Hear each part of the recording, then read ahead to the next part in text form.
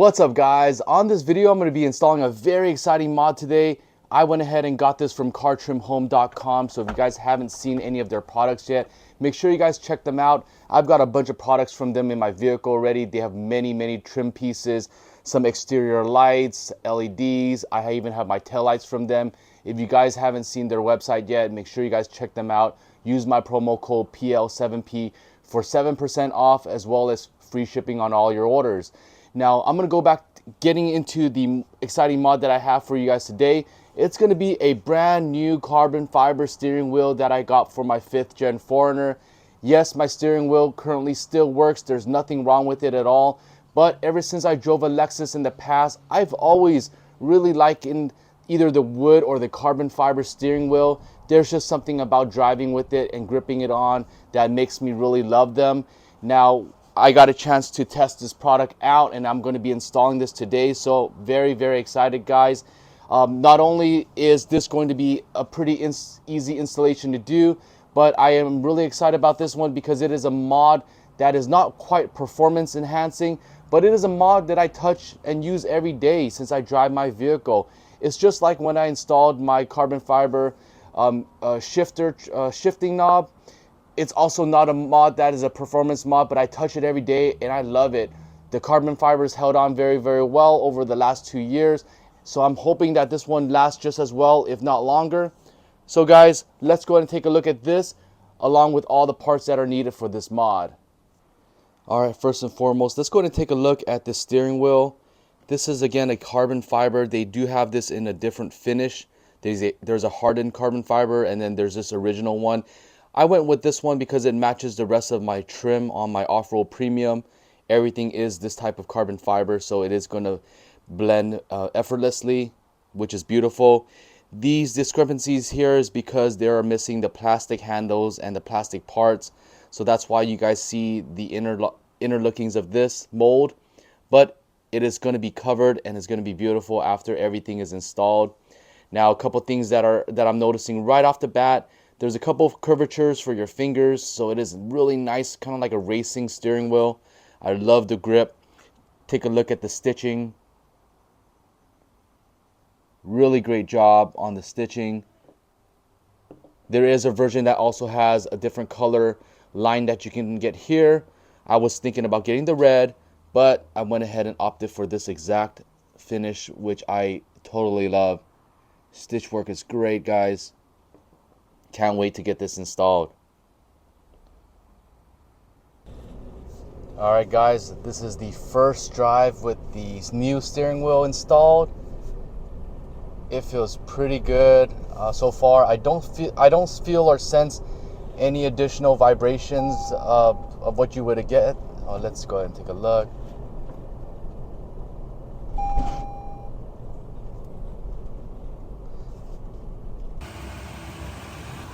Belly's locking up the front here.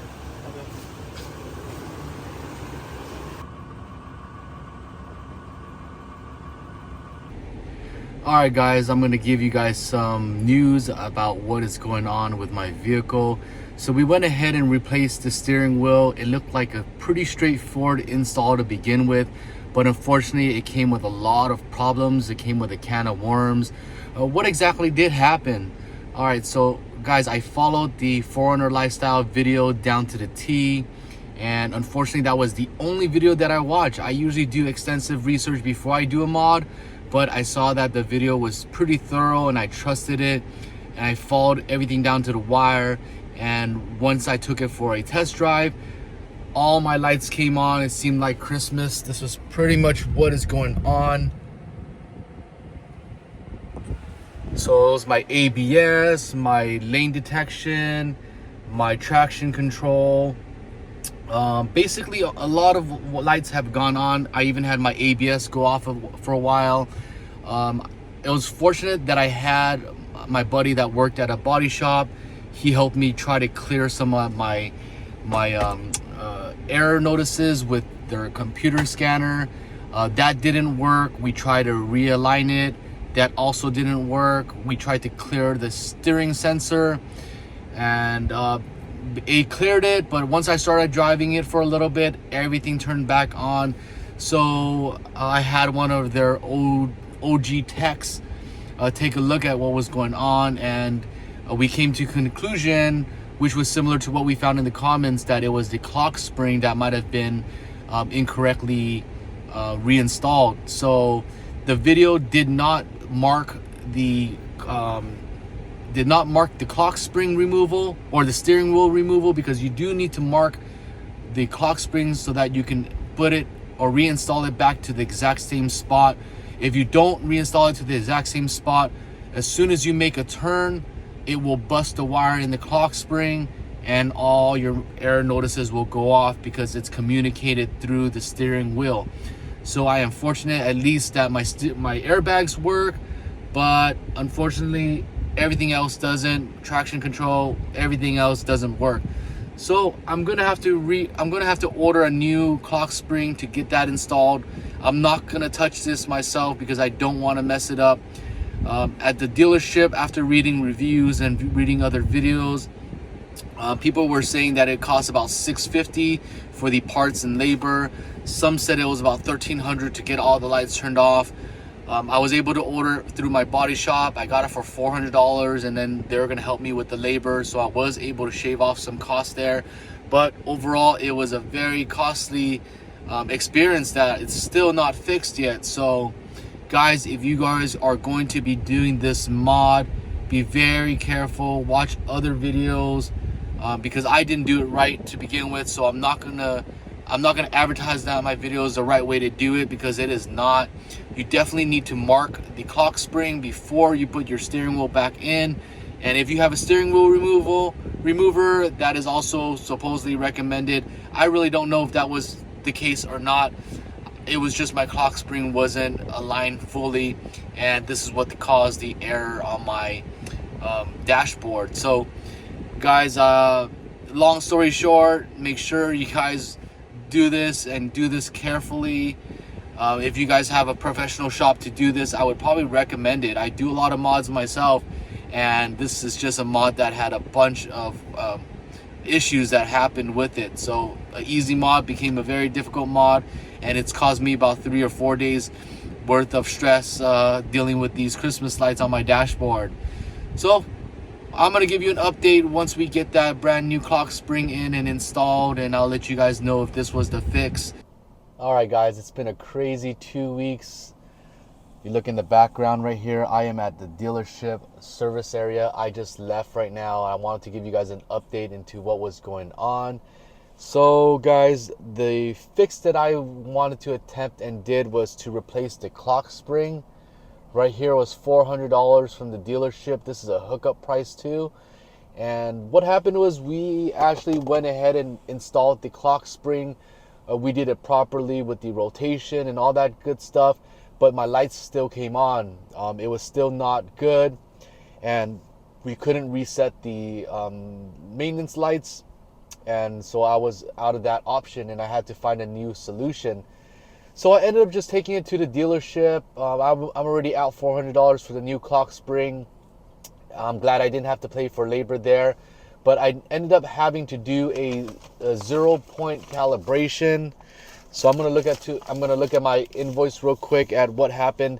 Again, guys, this was a hookup price. I had a buddy that works at a car shop, so we were able to get a Toyota to give us a discount on this service. I dropped my car off at 11 o'clock and I picked it up right now at 4:30. So it basically took all day for them to get this done. They did a 0-point calibration, so they basically calibrated everything along with my TSS sensor, which was nice because my TSS sensor was actually going on and off. 90% of the time it was good, but 10% of the time the lights did turn on. So I'm glad that I also got a chance to get the 0-point calibration done on the TSS sensor, because once I installed my new front bumper, I had to change that angle, and that's the reason why the lights go off on the TSS sensor. But now, guys, everything's off, so it's perfect. The car's on, all the lights are off, all my traction control, 4-wheel drive, everything is now usable. The calibration cost was $240. I paid that today, as well as I paid a $129 alignment cost because they needed to realign the vehicle before they did the 0-point calibration. So the total out the door that I spent today was $369. And guys, $369 plus I spent $400 on a clock spring that really didn't need to be done. I'm pretty much out $700 plus on this job. But I am just glad that I got this done. I am not going to have to worry about this again. I would not personally mess with this steering wheel again if I didn't have to. And I would just get it professionally installed if that's the case, because there is obviously some essential steps that were needed in order not to mess up your vehicle.